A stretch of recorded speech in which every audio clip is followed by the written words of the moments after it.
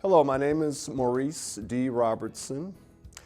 I've been a Hartford resident since the 50s. I came from Jamaica as a baby in 1954.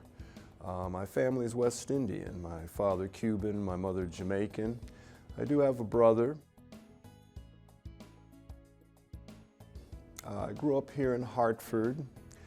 I was inspired by my father's musical tastes. He really enjoyed a lot of jazz and Latin jazz and popular music, and I think that's where I developed my love affair for jazz. And he was also a family photographer, nothing very creative, but just documenting all of the family activities, all our relatives. And so I believe that was where I began to look at the camera as a necessary tool in our lives. I went to the Hartford schools, C.A. Barber and Weaver High, and then I went on to UConn, and there I really developed my love affair for jazz, seeing a lot of interesting groups that came to the area, to the state, hanging out with friends. My first radio show was at the University of Connecticut. And when I graduated, that's when I began photography, but very loosely. I picked up a Instamatic. It was very erratic, and it wasn't until 1983 that I got what is called a real camera, an SLR made by Fujica, and began through the school of trial and error to become a little more proficient in documenting concerts. I love jazz, but I'm not limited to jazz. I listen to all types of music. I like to go out and dance, socialize, and so forth. By day, to pay the bills for this art form, I work for the Blue Hills Civic Association as a housing coordinator and outreach person. We're a small neighborhood nonprofit. We service primarily the Blue Hills neighborhood as well as other Hartford concerns. We're interested in being a partner with other area nonprofits. So I'm also involved with the Hartford Jazz Society as a volunteer. We promote this wonderful music form, the Art of the Improvisers. We host the Monday Night Jazz Concert Series, as well as 2 or 3 paying concerts, as well as a fundraising boat cruise. And I have been a radio announcer, a volunteer at the University of Hartford, WWH, since 1976. So in fact, this year we're marching towards my 40th anniversary as a volunteer there, where I do a show on Wednesday nights called Accent on Creative Music. So all that to say, all of this kind of dovetails with my activities. My day-to-day activities are fueled by arts and culture and so forth. So, well, as I stated, as a child, my father had a very diverse music collection, and so vicariously it worked. He had Miles Davis in his collection, Ahmad Jamal, Sonny Rollins, Oscar Brown Jr. He loved Latin jazz, so we were hearing Mongo Santamaria and people like Tito Rodriguez, Tito Puente. And he also loved popular music, soul. I mean, the Supremes, to folks you might not even know about, Cliff Nobles, who had a hit called The Horse, Barefootin'. I mean, I'm dating myself, you know, love for Sam Cooke, movie soundtracks. So it subliminally seduced us. I mean, I remember very distinctly reading liner notes, attempting to dissect what I was hearing. So it was new to us, but, and it wasn't force-fed, but, we would just sit around.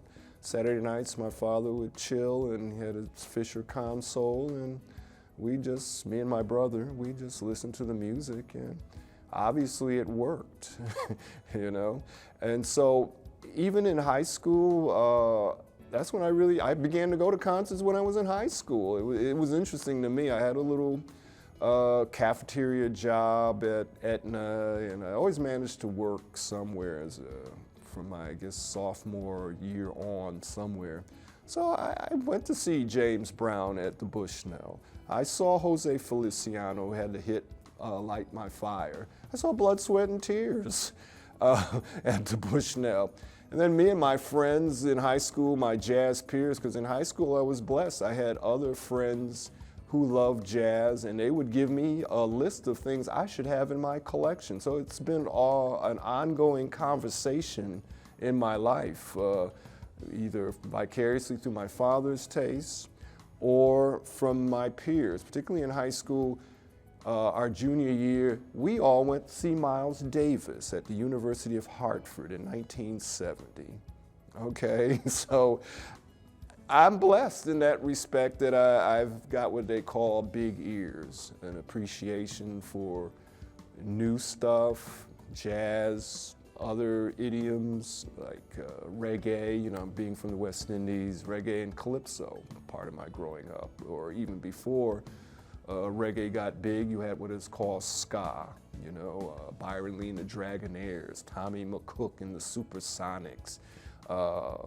You know, those were like it was just part of my listening experience. So that's where the love affair of jazz developed. Catching expression in an intimate manner, whether it be black or white or color, catching the excitement of the performance, the interplay between the other players in the group, maybe catching a little bit of what the audience might be experiencing. I attempt to just show the dynamism of this art form in motion. And so there's a lot of timing that goes into that, you know, paying attention to those moments. And I'm really attempting to catch some of the more meditative aspects. Not always do I need to catch the musician with their instrument in their mouth or at the piano. Sometimes I like to just catch the in-between, or even before the performance, if I can catch them in preparation. There are certain photographers that I really admire who have been able to do that. Herman Leonard comes to mind, those beautiful black and whites from the 40s of Dexter Gordon with horn in hand, cigarette in hand, and that smoke wafting away. Shots of Billie Holiday. Roy DeCarava also comes to mind. There's a beautiful picture of John Coltrane he caught staring into the window of this now defunct club, no longer with us, the 5 Spot, but just catching John Coltrane peering through the window. Gordon Parks comes to mind as well. There's a guy named William Claxton. There's a whole bunch of these guys that really were paying attention. They shot in both black and white and color. And I like black and white because it kind of like strips away and just puts you right in touch with the emotion of that particular moment. I mean, I shoot in color, and don't get me wrong, color is gorgeous too, but there's something compelling about black and white. It just strips away everything, and you're just looking at whatever the artist was attempting to convey. Sometimes it seems greater enhanced by shooting in black and white, but that's what I'm attempting to do, just to show intimacy and the dynamism of music making. Well, at this point, I was blessed. I started off with a Fujica SLR back in 1983. It was very reliable, just what I needed at the time. And it took me a while. I was used to Instamatic. It literally sat in the box for about 3-4 months. I'm very slow with appreciating and delving into the new technology. And well, for that period, that was new to me. So I finally said, you know, how else can you learn? So I started carrying it with me, making tremendous mistakes, film not on the spool, overexposing, underexposing. I am essentially from the school of trial and error. I've had no formal training per se, other than area mentors that have helped me. I go to a lot of exhibitions. I'm constantly in the audience for not just photography, but for the visual arts in general, and learning through that composition and my own reading. I'm an avid reader, so in high school I was reading Downbeat magazine and reading music bios, and so you look at the imagery and you begin to take from some of these masters, wow, yeah, maybe I can tweak this and fine-tune that when I next go out and so forth. So to flash forward, I was blessed with one of those City of Hartford Arts Heritage grants in 2010. So I was able to graduate from film into the digital world, and I got enough grant money, and through the help of a photography professor, he created a list for me of what I should get with that money. So I now have a Canon DSLR with a couple of lenses. I have a smaller Lumix, which is a very deceptive camera because it looks like a phone type camera, but it has 40, 50 menu settings. It has a 20 or 25 to 300 millimeter lens built into it. The file sizes, as long as I make the proper adjustments, give me enough resolution to create pretty decent 11 by 14s, nothing too much bigger, but some things have been bigger, bigger from those files. So I'm also was blessed that he told me get a Mac and Photoshop. So I really pay more attention as far as editing out dead space. I mean, I think that's crucial to a lot of compositions. Eliminate stuff, get into the folks. I really like to get dead on into folks' field of performance. So I attempt to cut away all the other stuff, unless it's intentional that I want more of the band.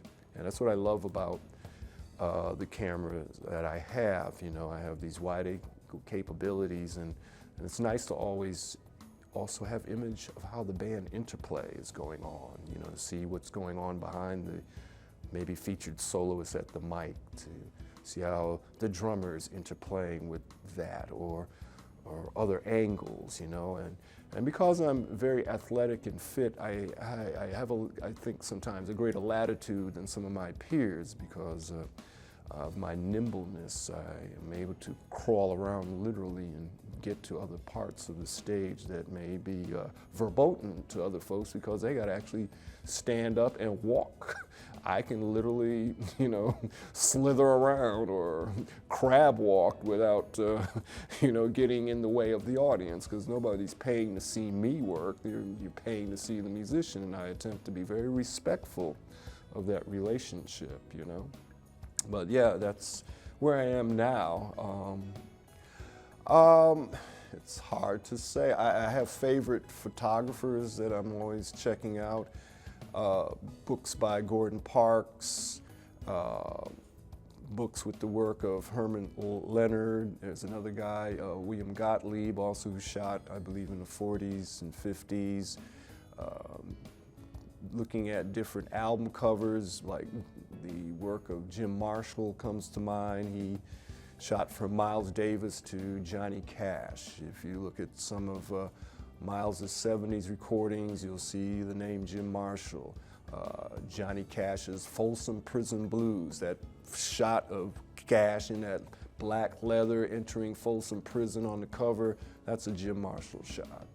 Okay, Jimi Hendrix burning up his guitar at Monterey, I believe that's a Marshall shot. Janis Joplin, so not just limited to jazz, I just admire certain folk that really were on point in the moment, you know.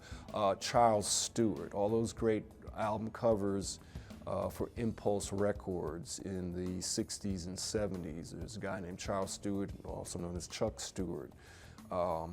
As to books, deal with the classics. Sit down and look at Ansel Adams' books.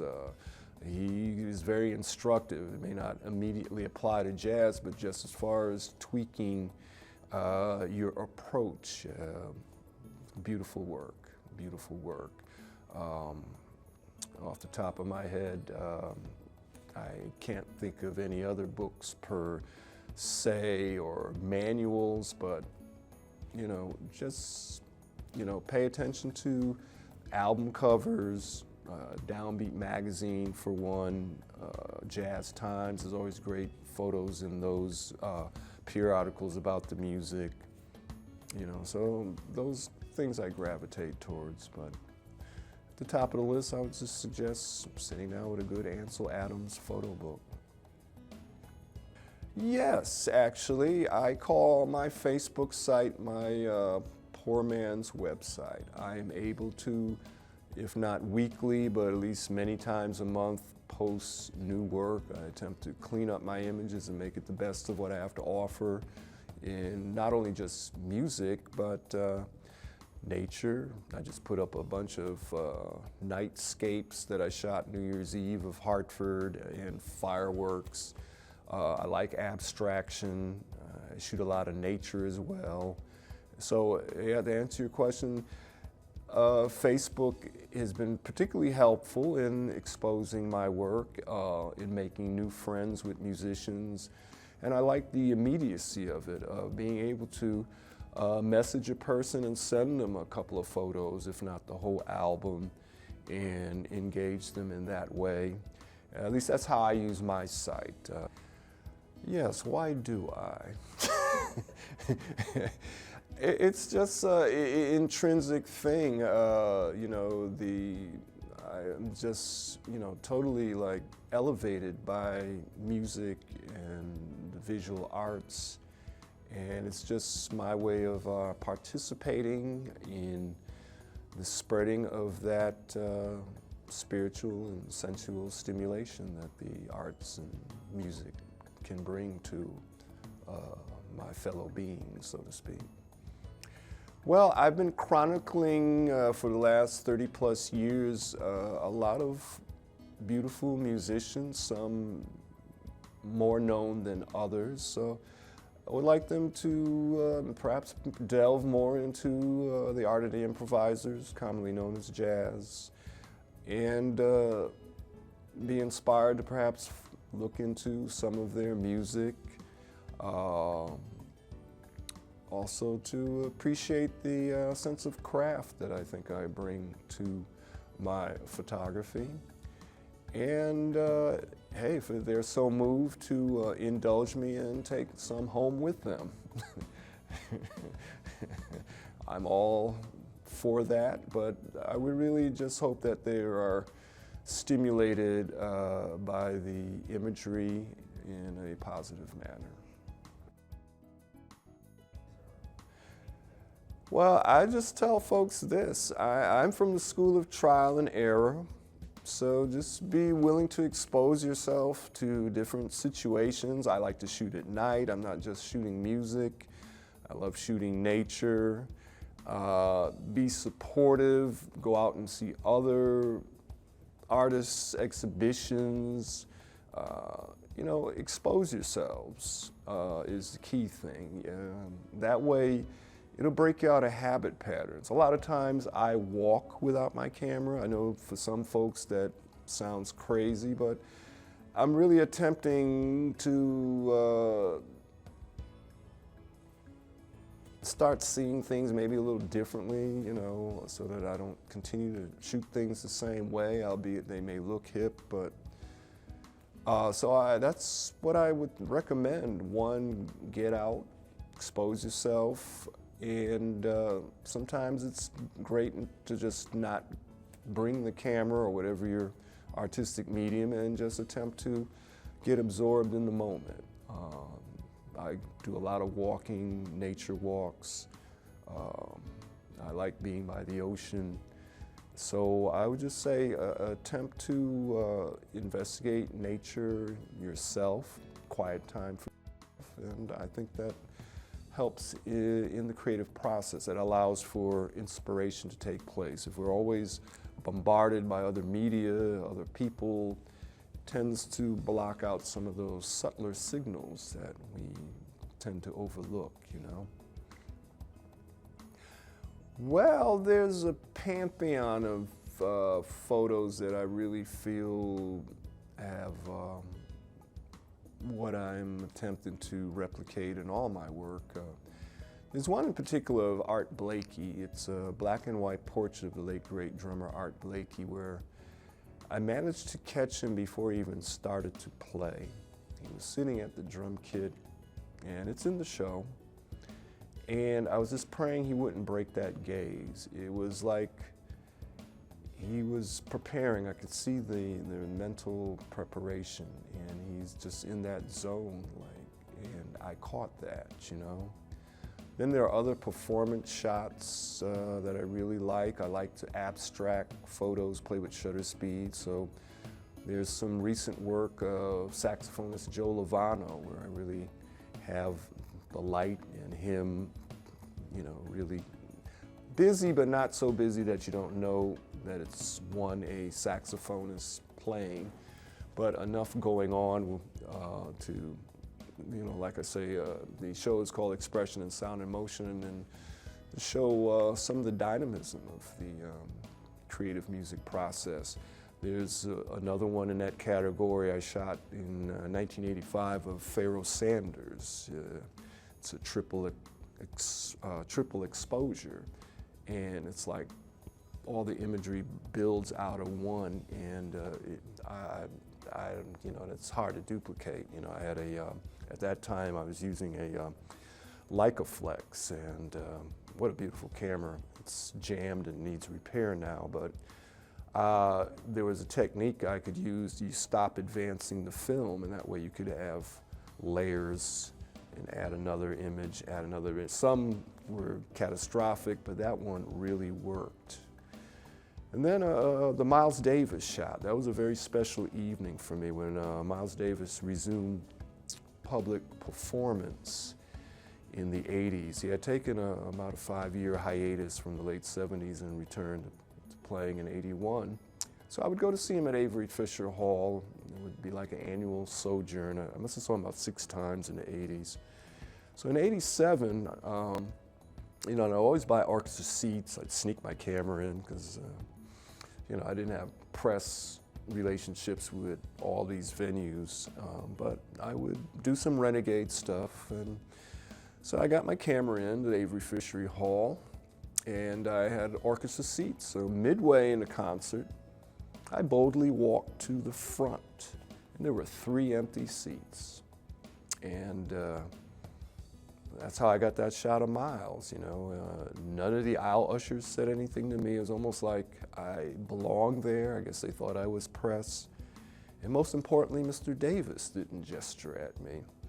The only drawback is that I didn't have really a big lens. I had a smaller 135 millimeter, but I think I really caught a nice shot. He's in a crouch, you know, beautiful attire. As you know, Miles always dressed to the nines, whatever time period. But I really caught a beautiful moment with him. He's in his crouch, red trumpet, you know, and I really worked to get that shot, and that was a very special evening that worked. But there's other moments like that, you know, but just to answer your question, those 3 or 4 come to mind immediately. And they're all for sale. Well, also at this point, along with the other digital goodies that I've gotten since 2010, I bought a large Epson printer, 3880. I can print up to 17 inches by 22-inch size prints. And I've really immersed myself in now printing my work, much to the chagrin of some of the area folks who used to print my work. I'm now printing my own. And, you know, learning, like I say, the tools with the Mac to enhance my vision. And so a lot of the prints upstairs are my work. I've scanned some decent photos from earlier on, the 80s, that came out pretty well, so I was able to, you know, create them and add to my show, like the Clark Terry shot, the Sonny Rollins shot, the Jackie McLean with Nat Reeves, the Jimmy Scott. There's a whole bunch of work. I would say In this current show, 2/3 of the work I printed myself in that Epson 3880. It's wonderful. Of course, it's a little costly once the inks run out. It takes 9 cartridges, but it does a great job in putting my vision on paper, literally. So, yeah, that's the other facet to my rising to the occasion in the 21st century. I'm now able to print my own work, yes.